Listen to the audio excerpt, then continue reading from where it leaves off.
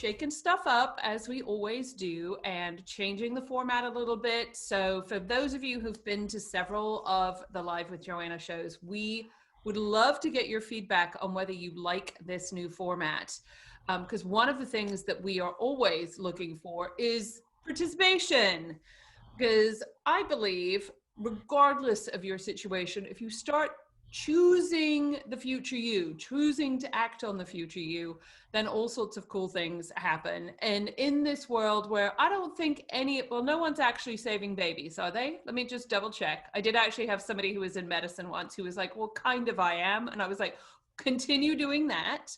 But for the rest of us, we are not saving babies. We are just trying to muddle through this crazy, weird world that we're in.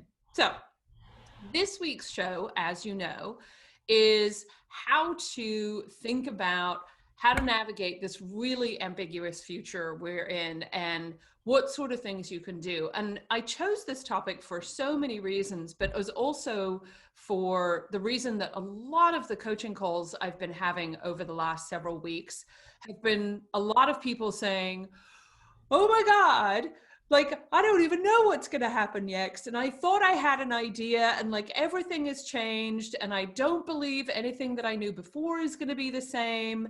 And I don't even know I can handle this. I'm completely stressed out and freaked out. Of which I say to everybody is, you got this. You actually got this. Because first of all, let me start by saying that if you are on this call, we already know that you have managed to get out of high school without going to jail. You've managed to get through college. You've managed to do all sorts of things and have all sorts of survival stories, because I'm looking at kind of the wrinkle level on the room today, and you have already had pretty epic lives where you have managed to overcome all sorts of things. And so whenever I'm talking to anybody about the fact that nobody has an idea of what the future is going to hold right now, like nobody, and anybody who's saying, I absolutely understand what's going to happen next. Yes, I just played the role of a dude. They're making stuff up. They don't know. And that's okay. And so the first thing I always tell to people, share with people, and what I do with them is I go back and I was like, well, what did you do when you did this last time? Because I know every single one of you has a survival story from when you went through an experience where life threw something at you that you were not expecting. I actually know, Wendy, were you at CNET in like 2001, 2002, 2003? Yeah. Yeah, all those layoffs. It was a brutal, like we were like, it's wave after wave of you have no control in your future. Wendy and I are old co-workers from, let's not think about how long ago. I know. But, you know, it was the middle of the dot-com crash, and most of us, I remember, well, then he was my boyfriend, but my husband, now husband, and I would wake up every morning, we'd be like, we're both employed. This is fantastic. And while we were at the time living in a 250 square foot studio apartment in San Francisco, we kept on thinking, like, if we had to cut back, where are we cutting and what are we doing? And at one point actually had a whole conversation about living on his, at the time, 31-foot sailboat. And I really didn't want to do that. But we survived and muddled through.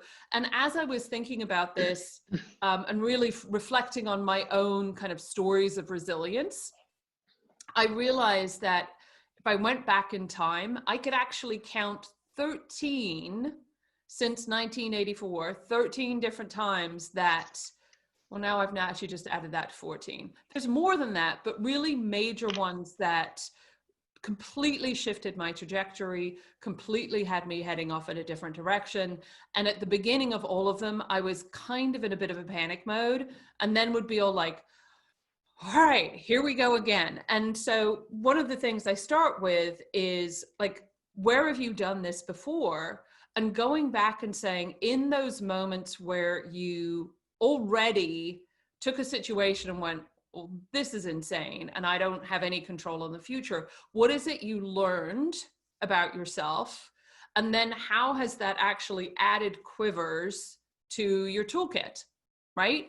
Because I have no doubt whatsoever that every single one of you has done that, and every single one of you has come through those transitionary periods with some sort of learn and value that has come from it.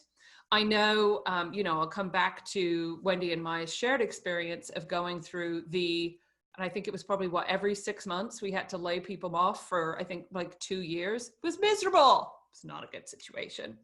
As we went through that, the lesson I actually learned in that, which was I managed to stay amazingly employed. But my organization as a whole went from 30 people down to 1 over that period of time, which now for the 29 people who got let go, awful, horrible, not a good situation. I'm actually still in touch with many of them today. But what I learned as a manager was how to actually let people go in the most kind, generous, and hopeful way that you can. And how to really learn that when the other person freaks out because they've just realized they don't have a job anymore, that it needs to not be about me at all, because it's not about me. And I shouldn't, like, if they want to get mad and they want to cry and they want to do whatever they want to do, well, then awesome. And I should just be 100% supportive. And I know that's a weird thing to say, like, that was my learn, but there will be I knew there would be a time in the future that I would have to let somebody go because of performance issues, let somebody go because this wasn't the right opportunity for them, or God forbid, actually go through the layoff or furlough process before. And I realized in that process that no one actually sends their managers through layoff training. I think companies should, quite frankly. I think it's a new thing. So for those of you who are looking for a side hustle, I think this could be a job of the future in the whole HR genre. But I think sit here and I go, I wish somebody who had been managing people at that point for, gosh, nearly a decade already, I wish I had gone through that training, because my first round of people were my learning experience, and it was painful for everybody. And I will never say that it isn't an experience I ever want to repeat again. And I now think about not only how do I hire, but how do I think about that really differently. But it is a skill that I learned, and how to do this in a way so that even if somebody is let go, that you can still maintain really amazing relationships, because you never know where you're going to see another person again, who's going to be a boomerang employee. You're never going to know whether you want to recruit them back in again. You've all heard several stories about time at Pandora. They came knocking at my door a couple of years after I left and said, want to come back? And I was like, on a new adventure, but thanks. That's actually how you want to enter and exit those situations, because we date jobs. We don't marry them, which means there is going to be a breakup. And really thinking about what are those transition phases. And while I hate to quote Gwyneth Paltrow, although I think it was her therapist that did this, really thinking about conscious uncoupling there is an important thing. And now I'm getting into the how to break up. I want to come back to those stories of resilience. And so in your toolkits, you all should have worksheets that make you go through the process of saying, like, what were those moments in life? And I say life because it isn't just work, where everything seemed out of your control. And what were inevitably the learns that come out from that? And so these then become those stories that actually allow you to talk about your unique value in the future. So there's even a bonus at the end of this. The other thing that I share with a lot of people when they're like, oh my God, the future is completely out of my control, I have no idea, which is probably the other big statement that people say to people, is, when you're thinking about kind of the overwhelm of, Am I getting my work done? Is my family taken care of? Like when Maslow's hierarchy of needs is taken care of. And I know for some people, especially the parents of young people at the moment, I take my hat off to all of you guys managing to balance anybody. I don't know if anybody is on the call, but thinking about where can you impact your time and where can you do things that will deliver exponential value to you. And especially when everything is out of control, I then also say, look, go look for and go pay attention to the things that you are curious and interested in doing. And it can be literally anything. I just learned this morning that one of my oldest friends, who I've known since I was like 13 years old, just launched a jewelry store on Etsy because she used to be in the show production industry. She actually worked for the Royal Ballet and did all sorts of fancy things for them. Obviously, nobody's doing much dancing at the moment. The Swan Lake is not happening. And so she didn't have a job. So she opened up an Etsy store. And I was like, wow, it's really amazing to see what she's done with that. Again, a really great opportunity for her to learn about marketing and promotions and product and how to work with Etsy and all of these sorts of things. You know, for those of you that haven't heard, when I first left Pandora and I had technically nothing to do because I made a conscious choice. My choice in the first 6 months of being let go is I was like, look, I'm actually going to take 6 months to play because I'm still a bit wounded and scarred from the exit from Pandora experience, although absolutely managed the exit incredibly gracefully on both parties. But I still needed to go through a bit of a mourning period. And I knew my ability to create something new, have impact, would be too marred by all of the emotions that I was feeling. So literally took 6 months off and said, I'm going to play and do fun things and just explore things that I think are interesting. And at the time, I was super interested in podcasting. And so I was like, well, everybody else seems to be able to create a podcast. I'm going to create a podcast. So I did. I was also super interested in 3D printing. I thought it was a fascinating medium and I didn't really get it. I was like, I don't see the use cases in it. And so I started getting curious about that. And as you all know, I struggle with the tonnage. And so I was like, it's time to get fit again. And in the process of getting curious about them, created the 3D Lila podcast, which 3D Lila is Late in Life Athlete, where I intersected my fitness, 3D printing, literally got myself 3D printed every month so I could see how I was shrinking on my weight loss journey, and started a podcast where I talked about my journey, but then also interviewed people who were the experts in 3D printing, the quantified self, fitness technology, all of those sorts of things. And it was that experiment that I created just for the fun of it. It was not about, oh, I need to build a big audience. It was not about, I want to create advertisers so I can make some money doing this. The only things that I was curious about was, well, what are people going to say? And plus, boy, if you start a podcast, pretty much anybody will say yes to you when you reach out and say, would you like to be on my show? I say pretty much. Oprah might be a bit of a stretch, but I did get to talk to the foremost expert in 3D printed food while he was in, I think, Rio de Janeiro. It was a fascinating conversation. But it was that podcast that got me the invitation to speak at TED. And as most of you have heard, that was my second of that year moment where life really threw me a curveball and I headed off in a different direction. And while I was absolutely, like everybody does, thinking about, oh my God, I need to think about paying bills. Oh my God, I'm not doing anything. And everybody's asking me, what are you going to do? What are you going to do? What are you going to do? And I was like, I don't know. And I was absolutely going through the spin that we all go through. It gave me something to focus on that I knew was fun and curious and exciting, so that I could also then make space so that when the opportunity showed up, I was like, hold on a second. This is a thread that I want to pull. This is something I want to do. And while I don't do 3D Lila anymore, what I learned in the process and the tools that I now have in my toolkit, just on something as simple as starting a podcast, have been invaluable for the work that I'm doing today. And so I challenge you all to go out and figure out, like, what is your thing? And it doesn't have to be public. It doesn't have to be creative, but what is the thing that you are interested in doing? I mean, I'll tell you right now, my current thing, much to Kelly and Kylie's chagrin, because I'm always like, oh, new toy, is I am trying to convince everybody I am a no-code genius.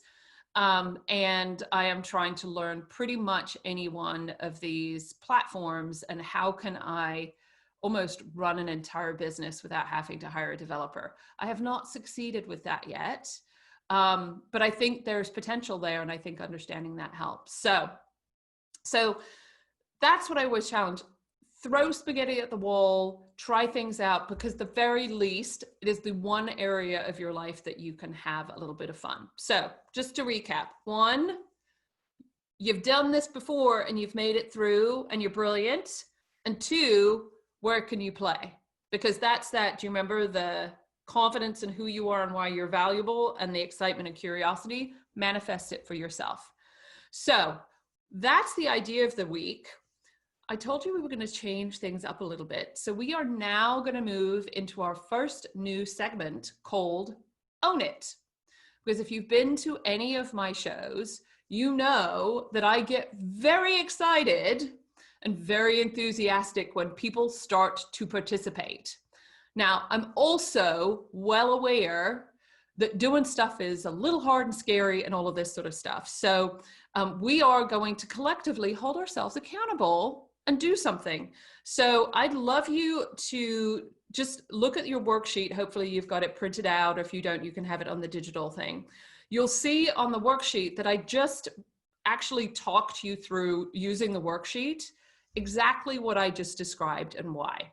So figuring out, like, what lessons, what were your survival stories? What lessons did you learn? And actually go through, like, what are the different areas and how can you get to your value language on doing that? So this week's Own It challenge is, if you complete the worksheet, however you want to complete it, and send it back to us at hello@theamplifylab.com. It will stay private for us. We will, again, give you 2 free tickets to this show to give to anybody you wish to give to, or you can give them to yourself. We don't care. We do like the whole keep one, give one idea, to give other people opportunities to play with this. So if you really want to own it, we're going to reward participation by giving you free show tickets, either to gift to yourself or to other people. So just an option to that. We're not fussy about the how. We had 2 people from last week's show who reached out to their 5 who've responded and gotten their tickets. And actually, I think we were supposed to see Ching today and she didn't come, which is a bummer, because I was going to give her a shout out. If you don't want to be public with us about it, totally fine. There are no rules. I'm all a bit of a break the rules person in the Joanna world. So the other thing that you can do to own it is, my guess is, and I'm seeing if I have one handy, many of you have some sort of notebook and journal, something that you keep to write notes to yourself. The very simplest way to own it is to write it down. And so I challenge you for literally the next 5 days, just to think through, what was the survival moment?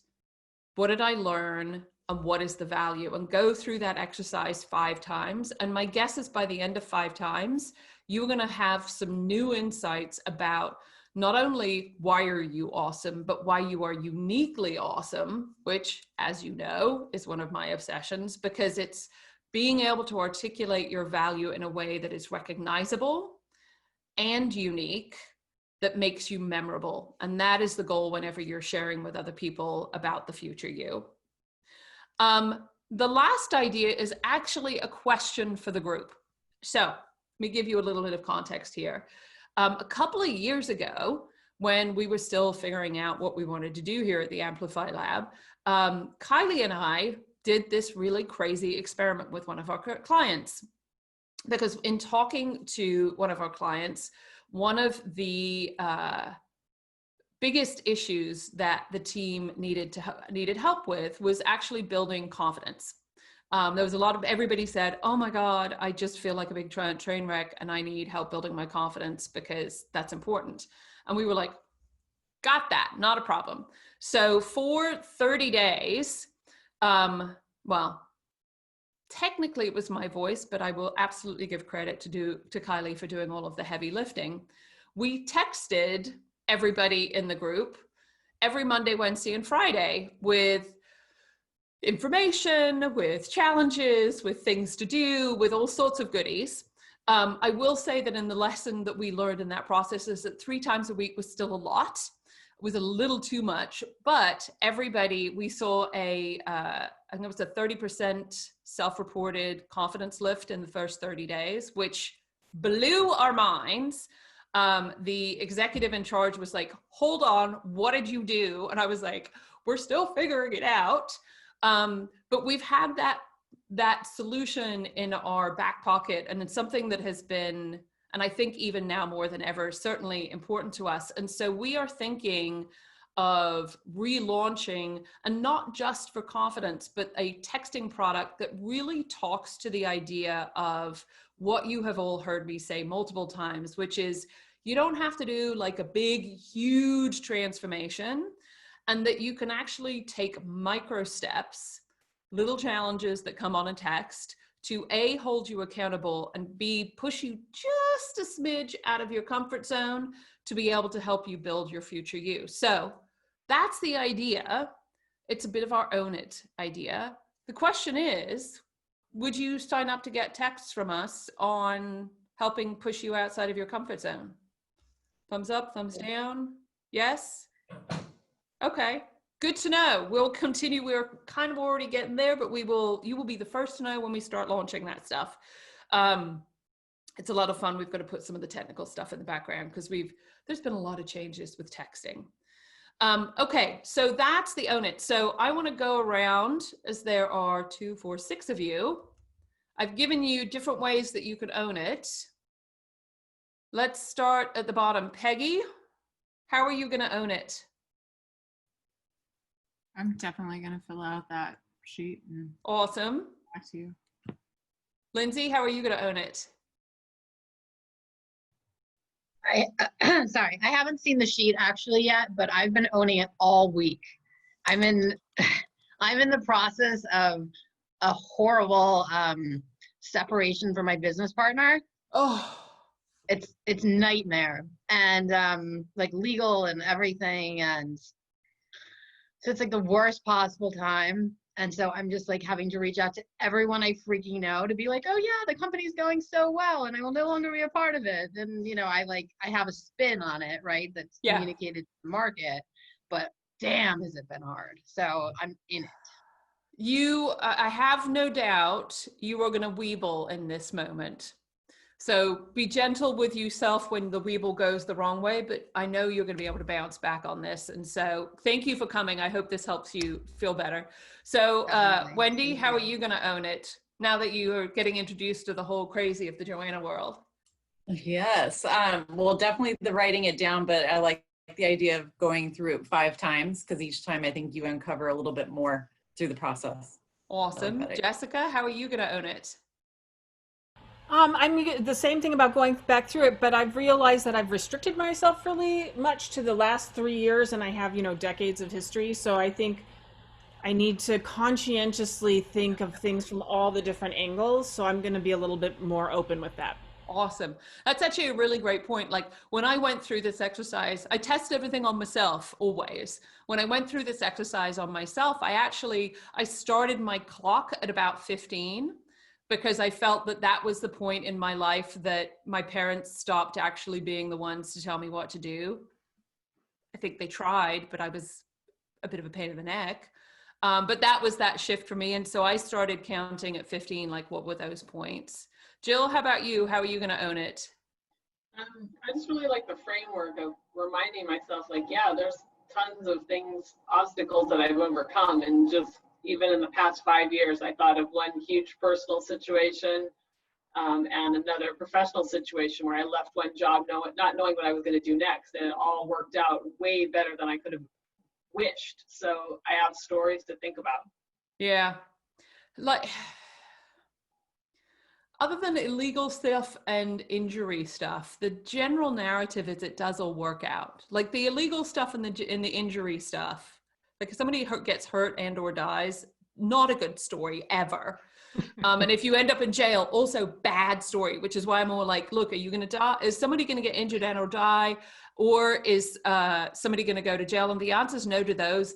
Just go for it, is a bit of my drumbeat. And Mava, am I saying this correctly? It's Mava. Mava. Yep. Almost got it right. There you Mava, go. how are you going to own it? Well, I'm going to I've already downloaded the sheet, and I realized that I need to own and commit to engaging with this group. So Hooray. I've sort of checked it out. I'm dabbling. However, I do have an objective. Lord knows I've been through a lot. So I'm ready to reinvent. Oh, fantastic. Very excited. Stay tuned. And I'll share this with all of you. We hear this, and part of why we're saying, look, own it, and you'll hear some of the other it's that we're doing. Like, I think I had 10 or so coaching calls this week, and absolutely everyone is, I'm done. I am done with the political nonsense. I am done with the COVID nonsense. I am done with my kids are in school, like all of it. They're like, really enough. And part of what we've been talking about is like 2020 owned us. And most people are getting kind of pissed and saying, hang on a second, it's time for me to own it back. And this is where I come back and say, look, you get to choose in these sorts of situations. And I think, some real self-care. I'm not generally a wooey person, but a little self-care to say, look, what can I actually handle is totally fine. But we're all tough broads, and we can take our own back. So the next exercise I want to do is our section of the show that we are now going to call Say It, because the ever so brilliant Kelly, feel free to wave at the screen, Kelly, because they need to know who you are, reminded me this week that one of my magical superpowers is that I'm a bit of a wordsmith with the language. And you've all seen me do the value language. And we had a hilarious conversation about some feedback that I gave to a friend of mine in my network who is an executive, and she was looking to negotiate her salary. And she sent out an email to a bunch of us and said, what advice in negotiation do you have? And I saw all of the responses, and I went, oh my God, all this advice is terrible. Because it was all the boring stuff, like, do market research on what your salary is and all of this sort of stuff. And I was like, no. People, you have to own your awesome and own your value. And I wrote down, I think, 3 or 4 different things that could happen in the conversation about negotiating her salary, including, and now I can't even remember, I should have kept the note there. Kelly, do you remember what one of the things that I threw out was? Just out of curiosity. Like how to combat obstacles before they even happen. Oh yeah, like I talked to her about, like, she already knew what one of the objections would be. And I said, so literally say this. When they ask you that treaded question, what are your salary requirements? What do you say at that moment so that you're not giving it away? And talk to her about anchoring your price and all of those sorts of things, and gave her almost word for word a script, which is when Kelly came back and was like, you do this and you need to do this more. So instead of just talking about value language, we're now going to have a say it. So only because I just got to hear all of your stories just now, a little bit. Jill, can I voluntold you to be my demonstration person today? Of course. Okay. Yay. So you mentioned, because my question was going to be like, and you guys have heard me talk about this before, in the world of how do you help people understand who the future you is? Because that is who they hire, engage with, et cetera, et cetera. I know I talk about this ad nauseum, and we need to stop. Well, our past is important. We need to start sharing it. The number one thing we do in marketing ourselves and doing that is, and teaching people about the future self so that they can choose you, is in what we say.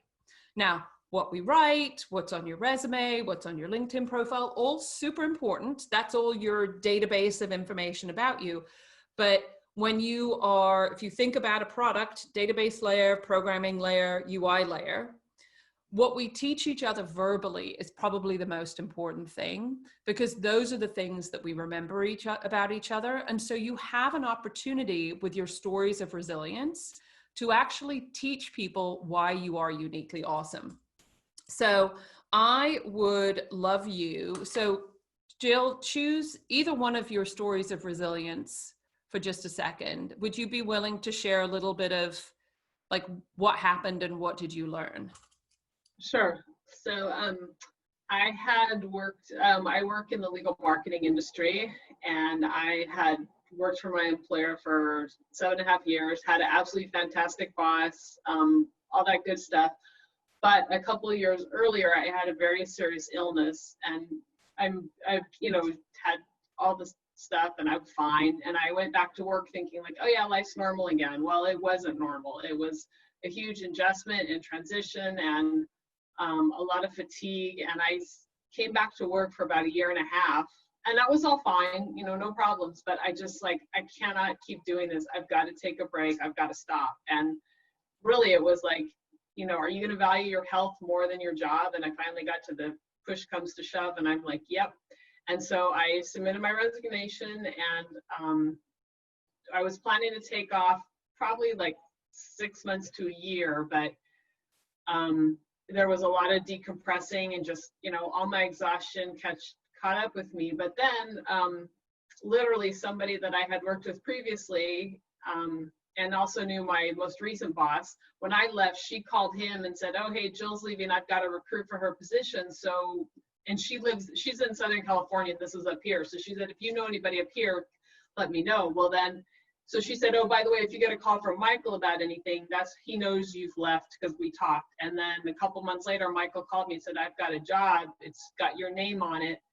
And we went back and forth, and then I started there 6 months. It was about 6 months after I had resigned. And it's been tough. I mean, a huge learning curve and all that kind of good stuff. But if someone had said to me, hey, when you leave, you're going to leave one great boss and go to another, I mean, who would think that that would all work out? And so, and there were just a lot of other kind of signposts along the way that like, yep, this is the right role for me right now. That's good. There's a couple of things in there. If you go back and look about like almost the what would you do differently, but like what are the key things, like are there a couple of key lessons that you learned for yourself that you've actually used now in this future state that you got through that experience?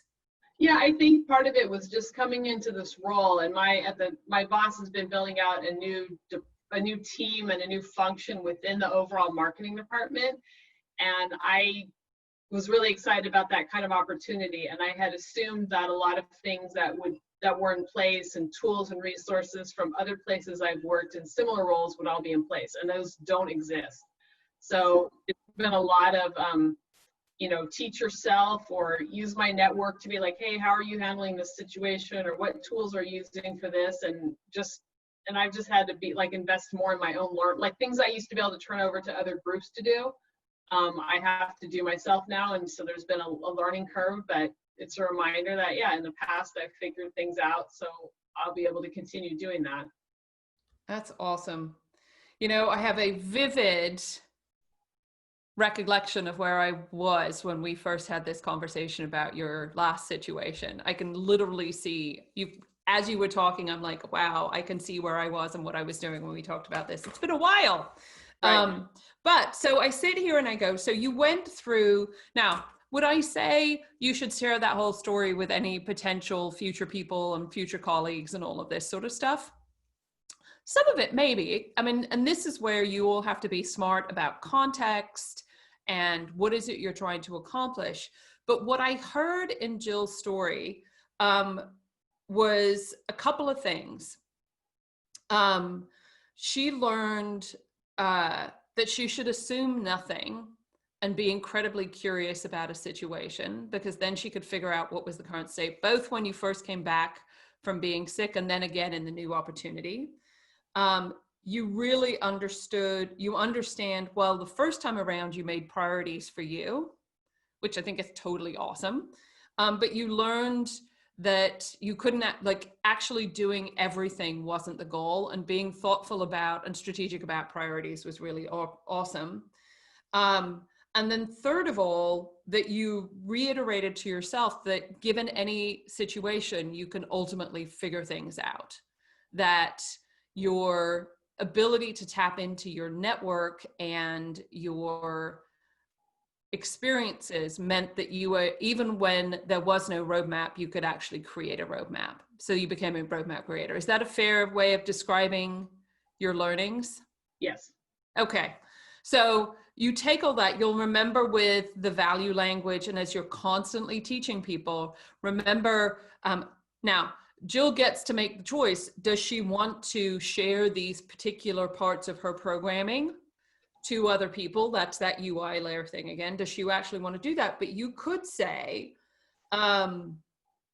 this was more than 6 months ago, wasn't it? I left around September 2018, and then I started a new role in March of 2019. Okay. You could say, and you can be nice and vague, 2018 was about as chaotic for me as 2020. And I won't go into the details, but here's what I learned in that process.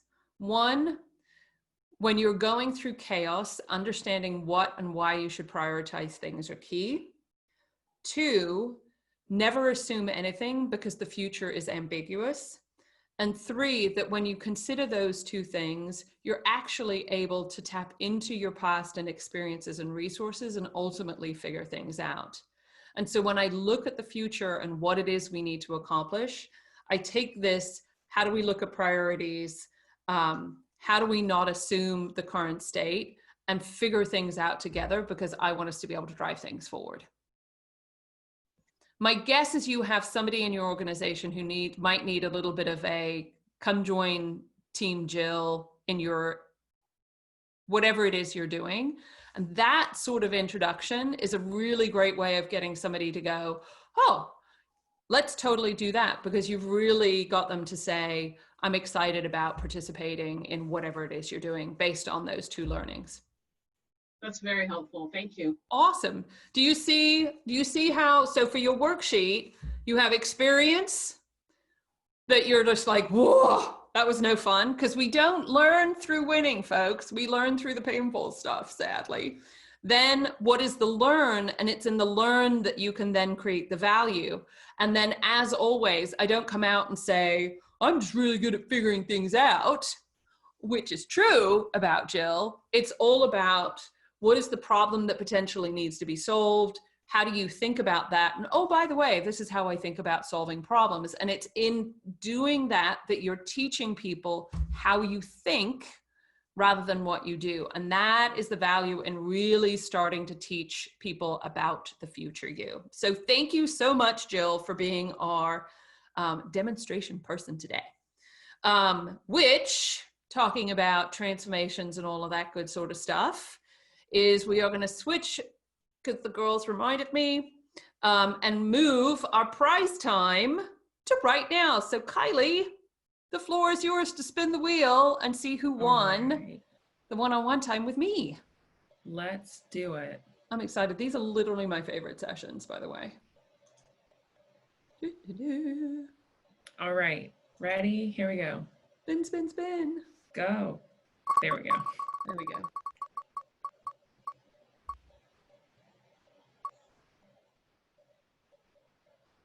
Awesome. Jessica, Yay, Jessica. you're going to get to chat. So just a heads up on that. We will be sending you really specific instructions. I know you're going through the value adventure right now. So, you have a choice, because I think this, like, let's be a little bit strategic here. You can either have your session now, which is fine. And I know you're going to get all sorts of other goodies because you're going through the value adventure, or you can hold on to it and we'll actually have it once we've actually got you through challenge number 3 and we've gotten the feedback from your personal board of directors. Because my gut tells me that once we have all of that set of goodies, I'm actually going to be way more useful to you in your value language. So, well, should we just assume we're going to do that as opposed to done? Awesome. Well, congratulations. For those of you that don't know, we do this every week where we spin the wheel and everybody who registers gets an opportunity to do a one-on-one with me. It is your time. We can talk about anything. And trust me, I've had some really fascinating conversations. But it's really about how can I help you manifest whatever it is you need to do. So the last section of our show is what we call amplify it. As I mentioned in one of the previous shows, I'm also incredibly curious about this idea of social generosity. I think it is a superpower that you can use for yourself and use for others in a really big way.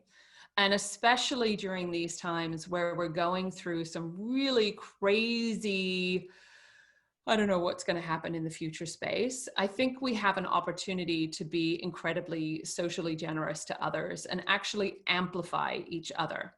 And I work with a group of women every Wednesday night who challenge me on a whole new level to be more awesome. And we've been having lots of conversations about this idea of amplifying each other, both privately to each other. So doing what the guys do, where they say, oh, you should meet and you should meet, but also publicly. I don't know if you guys saw, one of the participants from last week's show actually created a social generosity graphic and shared it on LinkedIn, and not only tagged me, but tagged 4 other people who had taught her things this week. And I was like, this is a perfect example because she looked good and they look good and I look good. Wendy, just a heads up for you, one of those people is Wendy McEwen / Hogan, who still kicks my butt. I don't know how many years later. So I challenge you on my feel good challenge of the week, AKA how to amplify it, is think about somebody you know professionally who has also, and my guess is you know somebody, who's also gone through a moment of resilience, who's had a moment where their life has had a big right turn, and you watched them go through that experience and you cheered them along the way, and you were like, you've got this, you can make it through, and they've come out the other side. You have now insight how to take some of my teaching and sharing that with somebody else and have this, let's have a conversation about what you learned and what is your perception of their new unique value based on what you saw happen with them. Because if you think about this concept of value, value is always about what is the potential of the other person. And we all have the ability to be a mirror for somebody and say, look, do you see what I see? Do you see this awesomeness that you might not see? And have that conversation. So just having the conversation with one person who, whether they need it or not, although I think everybody at the moment needs it, but having that conversation and helping somebody else see their value from their learn, the same way I just got to do with Jill, is not only a really lovely thing to be able to do, by the way. I want more of me out there making everybody else feel better, but it also gives the other person language and perspective and how to talk about why they are awesome. Now, bonus points, do it publicly on LinkedIn, social media. And this isn't, you do not have to tell all of their secrets. You'll notice when I gave the example with Jill, I didn't talk about her being sick. I didn't even talk about her moving jobs. I just talked about how 2018 was a really tough year, right? But when we do this publicly on social media or in a blog or whatever the format that you have, Medium post, that you can tell the other person's story and how they evolved and changed, not only amplifies you and how you think, but also the person that does that at the same time. And I sit here and I say, especially with the power of women, we have an opportunity to help lift each other up in this. And this, I think, this idea of social generosity actually lifts us all in the process, which I think is a really good thing to do. So pro tip from me, do it because it feels good. I promise you on this one.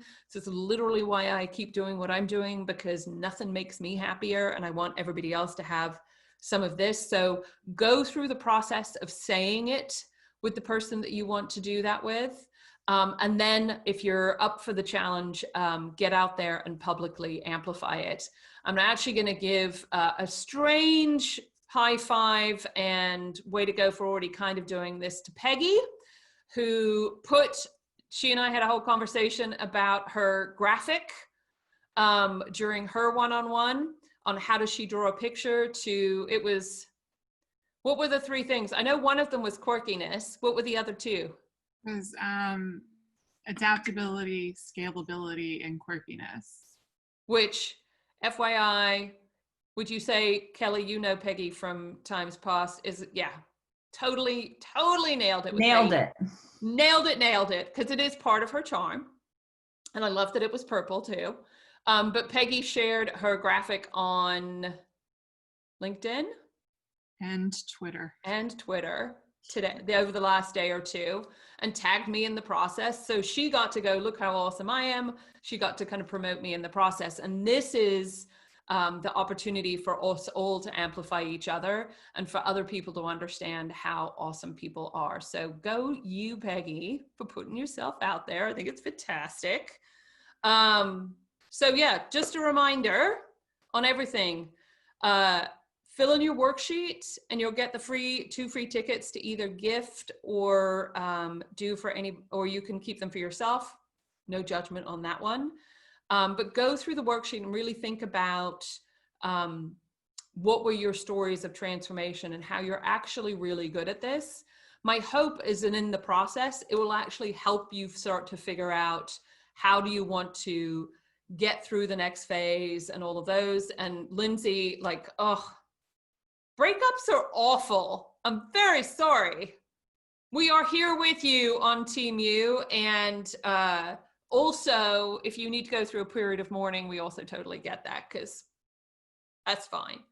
But either way, I'm excited to meet the future you. So that is the show for this week. We've got a couple of minutes left on the agenda. So does anybody have any particular questions? Jessica, I know you and I are going to talk specifically about your experience once we're done at the end of the show, but anything about how to navigate this weird and wonderful future we are living in today?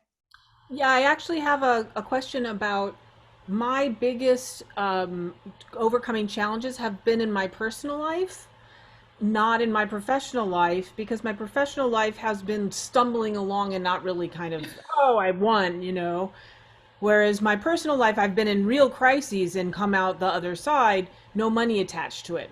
So I guess the question is, how should I deal with that? Should I go back and weight more heavily the things that happened in my professional life that were good, even though they weren't okay? No, I think when I went back and looked at my 13, now 14, I would say that the significant majority were actually personal things.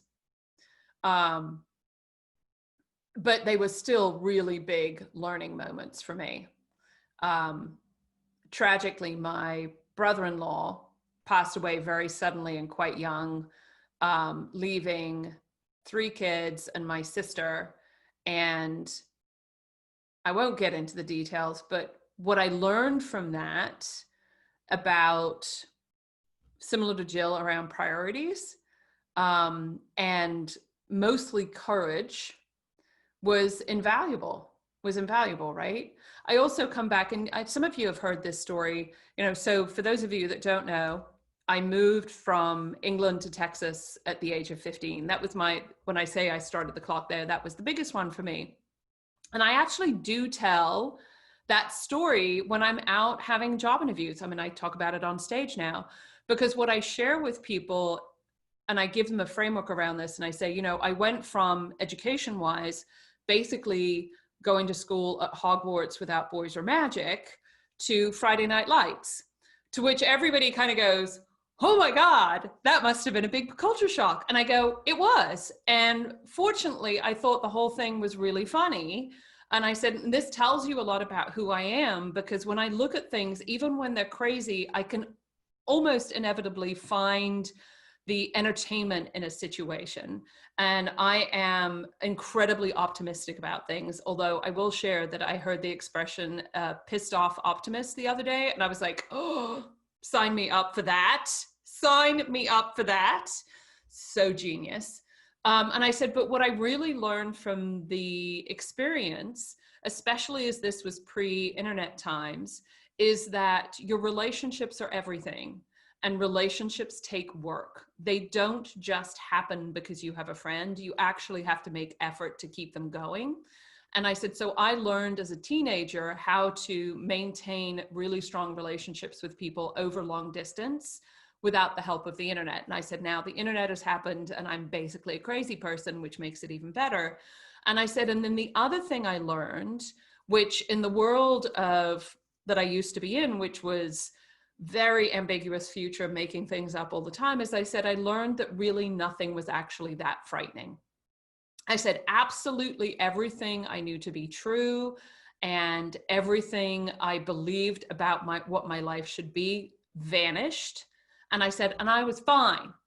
And I said, not only was I fine, but I was doing better. And I said, what it's meant is I am really courageous and love to lean towards what looked like initially slightly risky things. And so I am best when I'm in an organization where you need me to reinvent something, create something from nothing, create a new path or create a new idea. And because I bring that with this conscious relationships and fairly epic optimism, the people around me will be excited to move forward on whatever it is I do. So you can see, I just told a whole story about how awesome I am in creating new stuff that not only taught the audience, look, this is where I'm best. So do not put me in some job where I'm doing this all day and it's the same thing. Put me in the skinny branches job. And also tied it back to a story that was very true to me about when I was 15. And it's a really great example of where you can take a very personal story and actually make it a very practical story in the business sense. And the reality is people remember stories, right? They remember what they know about you. And now, because for me personally, I have to tell that one a lot because everyone goes, hang on, you sound funny. Where are you from? And it's an easy way of handling that one too. So yeah, so personal stories are all good. Just be thoughtful about what is it you want to teach people and where are you trying to go. Thank you for hanging out and staying. Please feel free to reach out to us at hello@the Lab if you have any questions. Ultimately, we're here to help you figure out how to teach other people who the future you is so that you can be you in the future. Because the clearer you are about who you are, what you want, and teach other people why that's awesome, the more likely you get to be you. I know, it's a bit of a circle. I'm Joanna, your potentialist and fairy godmother, and I wish you the very best. Thanks for coming.